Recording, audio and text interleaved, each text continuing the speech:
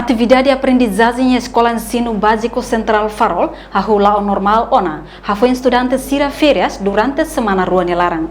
Diretora Escola Ensino Básico Central Farol, Filomena Fátima Belo Freitas informa, foi em férias escola tama normal e a segunda-feira loron sanulo resinhat. Semana né, no aprendizagem lá o hane sambai bem, ter horário escola nebe iha. Quando foi em férias, estamos falando dia 14.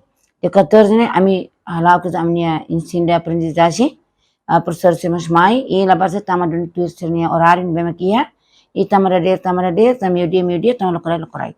Nebe escola lá na foto e merenda escola lá. Estudantes seria primeiro dia, certama, lá do sabe, lorong normal nih, sabe bem da escola né. Então foi meu carro, mas a minha limpeza porque a minha escola antes é hamos te quedando, professor se hamos, antes a minha escola sabe né, professor se hamos tu quer, dá só tu quer, nebe segunda né, lá você tama mais tudo já. Nebe tama lá barca se vai bem, mas be essa sala aí mais ou menos é 20, 25, no máximo 30 né. E segundo dia mas não na foto, e professor se nos mai. So ida rola mai, parece que é assunto particular, saúde, nem mostrar lá mais, mas é licença. Total estudante, a minha né, é primeiro, segundo, terceiro.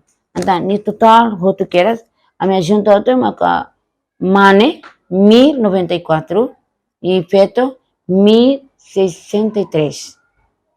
Hamuto, 2157 estudantes. Lembra que cabe a escola farol, né? Professora Sera Makamoto 69, mas estamos rotando ser beneficiário answer nem mais né? Estamos 13 pessoas tá, muito cleaner na rua, feita maneira, e vamos com 74 e tal. Reportagem Olívio Silva, Televisão Timor-Post. Janela Informação by Emma Roto. Atual informação atual dia Gliu, que tá halua. Haneham botão subscribe, like, halo comentário, no faz botão ba mídia social Roto.